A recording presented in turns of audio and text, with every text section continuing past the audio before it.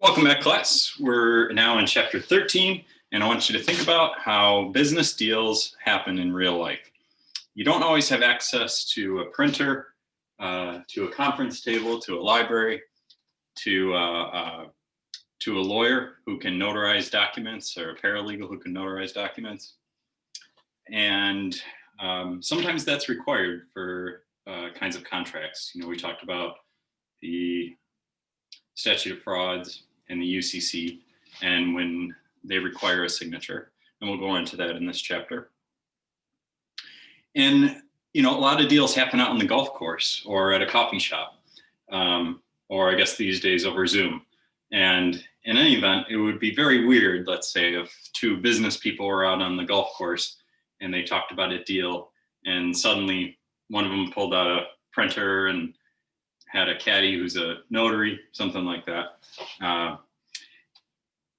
So we try to encourage people to be able to make deals in the way they happen in real life. On the other hand, in this day of electronic communications, it's important to think about the risks that you're taking with making deals without maybe putting it in a text message or an email or something to memorialize it. So in chapter 13, we're going to learn how to be cool and make deals in a comfortable way, and you know, whether it's on the golf course or you know, just in a social setting, but also to be wise and make sure you're covering your bases as a business person. And starting out in 13.1, we're going to talk about the statute of frauds. And generally, the general rule is that contracts don't need to be in writing. We've been saying that since the beginning of introduction to contracts. And what historically, when it comes to written contracts, we look back to the in 1667, when paper was starting to be more available, and in England they created the statute of frauds, which was to prevent fraud, and the idea was to try to make certain contracts have to be in writing, because that would advance the law, the common law back then, and help the government regulate contracts. And then you think about how 100 years later, you know, in the United States, I've been saying this since the beginning of the class, how we really encourage entrepreneurship and sort of a capitalist ideal of a friendly environment to do business. So generally the rule is contracts need not be in writing, but we're going to talk about how they started to become required in writing, and that's the statute of frauds in England in 1667. All right. The requirements of the statute of frauds back then, and as it developed until 1954 is when England replaced the statute of frauds. But basically we had promise to pay debts of another. Okay, that's one. Executor or administrator agreements. And an executor is someone who's in charge of handling an estate when there's a will, okay? And an administrator is someone who's in charge of handling an estate when someone dies without a will, okay? And basically that person, if they're making contracts, it has to be in writing. And that's understandable because they're an agent of someone who's dead. So you need to be able to, it needs an extra layer of verification. Marriage promises, well, that was more common back then. Sale of land, and I've talked a lot about my practice with real estate closings, and all that has to be in writing. There's a lot of documents. That's all it is, documents. Going back and forth with signed documents. Here's one that, you know, we're going to address a little bit. We're going to zoom in on a little bit with a case at the end of the chapter. Agreements not to be performed within 1 year. Now, under the UCC, again, the Uniform Commercial Code, it's adopted by all 50 states. There's an international version, but we're talking about the one in the United States, and that's goods more than $500. securities, which are stocks and bonds, other agreements that are more than $5,000, for example, mortgage agreements, payments. And there are, exceptions to that, but I really want you to know just those main things for Business Law 1. Now, the sufficiency of the writing, generally it can be just a memorandum, something in writing that hits all the elements of a contract. We talked about offer, acceptance, making sure that there's particularity when it comes to when and where things are going to happen, amounts, things like that. Things that a reasonable person would need to agree to establish a contract. Under the UCC, it has to be signed by the parties that are charged. So there are certain types of documents where one signature is enough. For example, a deed giving property to someone has to state what the consideration is in the United States. And I talked about this before, why, we say for $1 in good consideration, that has to be stated in a deed in the United States. So they all say that. And I talked about how, obviously most property is exchanged more consideration than that. So we put in there more consideration.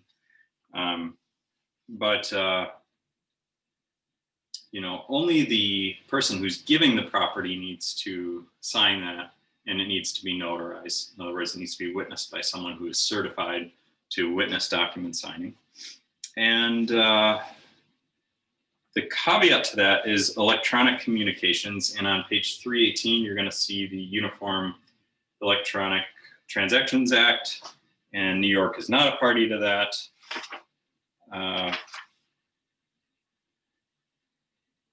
Which makes my job a little difficult when it comes to doing transactions. Sometimes I need an ink signature, and New York doesn't allow a way around that.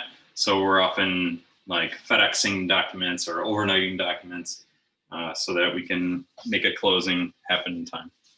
All right, the effect of non-compliance or an oral rescission. In other words, someone says, I'm not part of the deal anymore. Full performance by both sides makes the argument moot. The contract's already been completed. So there's exceptions to that. There might be some damages that weren't contemplated, but basically you can't undo a contract that's already been performed. That's the general rule. Then we've got the concept of detrimental reliance. Okay, we've talked about reliance before, and now I want to talk about putting that in the frame of detriment. So if someone is harmed because they relied on a promise from someone else, and in that case, you can have some recovery. The example in the book is George mows a lawn or takes care of a property to get an acre, to get a portion of that. Now, it's not in writing, and I told you that that's one of the things that needs to be in writing is real estate transactions. But in this case, George is still entitled to some relief from a court if he does not get the property. So a court would look at it and say, well, those things need to be in writing, but George is entitled to reasonable compensation, similar to the court deciding in terms of equity. In the last chapter, we talked about when there's a broker deal, and a broker does that without a license. The court is still going to look to equity and enforce the contract equitably. And it's going to award George some damages, even if he doesn't get the land, and a land contract needs to be in writing. All right, sometimes oral rescission or withdrawing from a contract orally is okay, and other times it needs to be in writing. So when it comes to land, for example, or one of the other examples under the UCC or the statute of frauds, or under common law with a combination of those things, it may need to be in writing. So my advice and the lesson of the course is to err on the side of caution and put these things in writing. And you have the benefit of texting and emailing these days, which gives your attorney an ability in most circumstances to be able to prove that So make sure you memorialize your business dealings generally. All right, on to the concept of parole evidence. So I asked the class, and people didn't know what parlez-vous français means, but that means, do you speak French? And that's helpful for me to remember what parole evidence rule is, because it comes from the same Latin root. Parole evidence has nothing to do with parole when it comes to criminal court and parole, which you might think of, but it has to do with the root word of parler, which means to speak. Okay, and again, we're going back to this environment in the United States of encouraging entrepreneurship, and we want to encourage people to be able to talk candidly when they're negotiating contracts, and we don't want them to be bound by someone saying later, oh, you said this, you said that. Well, that was part of negotiation. Those weren't terms that you should rely on when the contract is reduced to writing. So generally, communications before a contract is reduced to writing of contracts that need to be in writing, that's not admissible. And that's the parole evidence rule. And of course, there are exceptions to that. And that's when something is not integrated in the contract.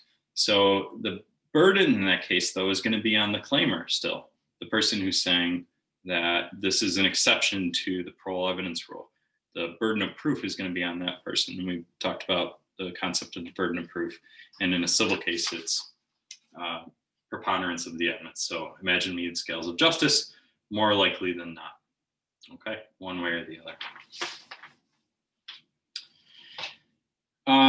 Other examples include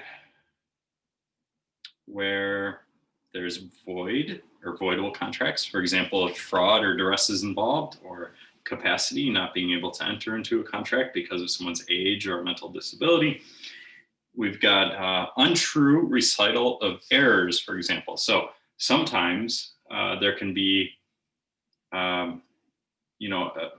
where someone just makes a mistake as to writing something down in the contract, and it's just a mistake, it's just an error. So then, a court, or we should look back, a lawyer should look back and say, well, what was the intent of the parties?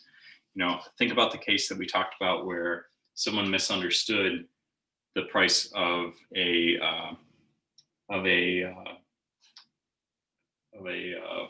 electronic device that cost $5,000, and someone thought when they said over the phone that it was more like $50. So that would be the mistake that I'm talking about. All right, moving on to 13.3, interpretation of agreements. We've got practicalities, real life things that happen, versus legalities, sort of the practical things that, technical things. So we've got the practical things that happen in real life, versus the technical things that lawyers are used to dealing with. And the general problem is we've got ambiguities frequently arise. And the basic rule of interpretation has to do with intent. Once again, what was the person thinking? And the example in the book has to do with, let's say a father tells a bookstore that he's going to pay for his daughter's books up to $350. And the daughter buys, a little bit more than that, let's say $400. That's the example in the book. And he pays that, and he doesn't have a problem with it. And then, then he refuses to pay something that's something over $400. Well, he's sort of already expressed his intent and modified that contract by paying something that was over the limit that he expressed in writing to the bookstore. And so they relied on that intent, or evidence of intent, in giving credit to the daughter at more than $400. So that's the example in the book. I think it makes sense. And now the book goes into maybe some tools of interpretation. And more specific terms are given more weight. So the more specific you are in a contract, and if there's ambiguity, if it's more specific, it's going to be given more weight by a court, and that makes sense. So, err on the side of caution when you're memorializing agreements. Add some details that reflect what's going on in your head. Don't be vague about it. Also, a writing is interpreted as a whole without undue attention to one clause. So a court is going to look at sort of what the meeting of the minds is as a whole when they're interpreting an agreement.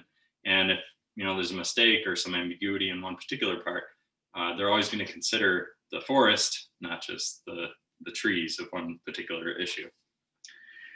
All right, let's see.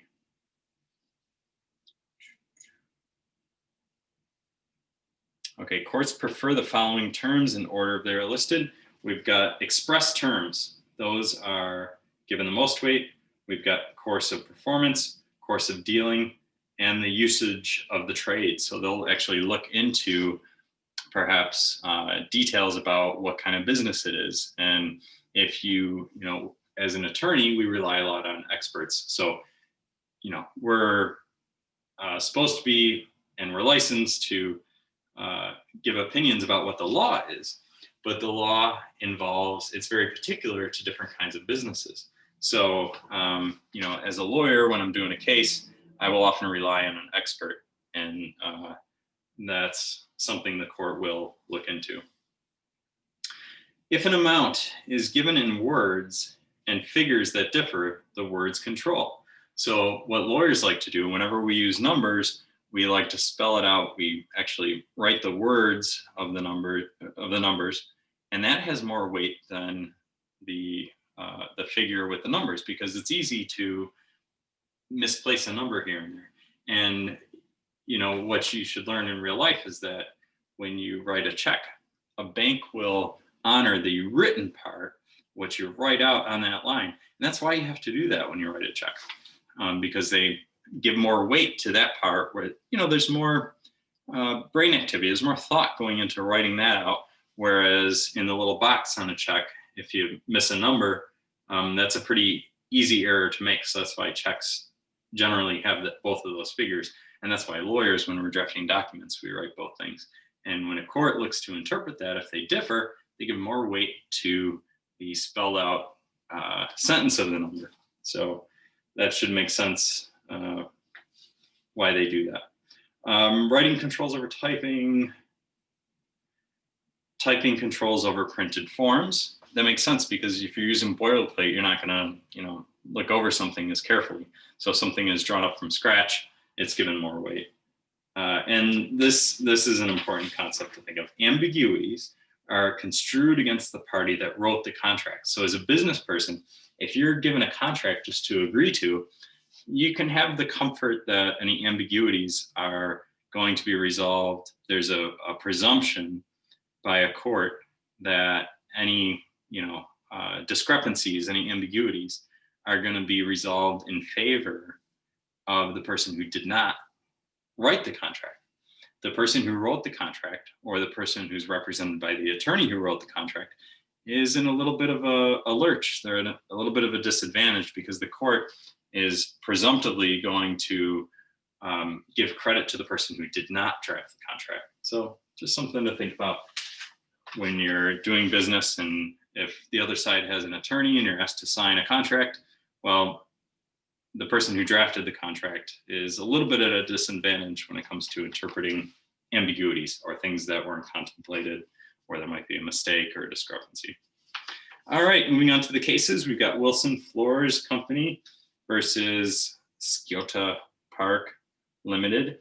That's not going to be on the exam. It's a very complicated case, given the restrictions of not being able to teach in the classroom. I'm going to overlook that case for testing. You're welcome to look at it and answer it on your homework if you want. Next one is Yacano v. Lyons, which we talked a bit about, and that has to do with the 1-year rule of the statute of frauds. And again, the rule here that we're talking about, and there's going to be some other contract concepts in this case, but the rule that we're talking about has to do with whether an agreement has to be in writing to be enforceable. And the general rule is that contracts that are going to take longer than 1 year to perform, that must take longer than 1 year to perform, have to be in writing, and they have to be signed by both parties generally, or but they have to be, depending on the consequences, they have to at least be signed, and they have to be in writing. They have to be acknowledged as be offer and acceptance. Now, the thing to pay attention to, the lesson in this case, is that the rule is that it's agreements that have to be performed within a year, not agreements that could be performed within a year. So this case involves Ms. Yacano, and Ms. Yacano is the plaintiff here, and she's suing Ms. Lyons. Ms. Lyons told Ms. Yacano, come to Las Vegas with me. I think you're lucky, and if you come with me, if we win anything, I'll give you half. I'm going to pay for your room and board. I'm going to supply all the coins that go in the slot machines, and I just would like you to be next to me and, share your luck with me. So Ms. Yacano, she's an older disabled person, and, a trip to Las Vegas is not as exciting for her because she has the comforts of, of home and being disabled. Going to Las Vegas is kind of could be uncomfortable for her. So the court looks at that as consideration, and we talked about consideration in chapter 11, and so that's one concept I want you to think about. But focusing on this chapter, it has to do with the statute of frauds and the UCC and the common law, that restatement second, that the general rule is that contracts that are going to take longer than a year to perform have to be in writing. And this contract was not performed in writing. It was a contract between just two ladies who liked each other, and they agreed to go to Las Vegas and split the winnings of anything. And, it ended up coming true. Ms. Lyons ended up winning over $1 million. And we have to look a little bit how it happened, though. So she won over $1 million, but she didn't want to share it with Ms. Yacano anymore. What happened was the contract was being performed, and they were at the casino. And then Ms. Yacano said, I'm tired. I got to turn in for the night. I can't keep going. And Ms. Lyons said, well, look, just stay with me for a little bit. You don't have to pull the lever anymore. I feel lucky just having you next to me, and we're gonna keep at it. And a few slot machines later, boom, she strikes rich, over $1 million. And what she did, though, was she made an agreement, and these are common when it comes to lottery or large winnings at a casino. She made an agreement with the casino that the payments would extend over something like 10 years instead of a lump sum payment that she otherwise would have been entitled to. And her lawyer argued, among other things, one, that there was not consideration, but I already told you that the court decided there was.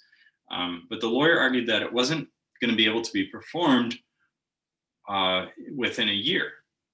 And the court said, they made a distinction. They said, no, actually, this could have been performed within a year. And that's the spirit of the statute of frauds rule on that 1 year concept. And they said that she could have taken a lump sum, but that was her decision. And so this isn't a contract that had to be performed longer than a year. So they ruled in Ms. Yacano's favor ultimately.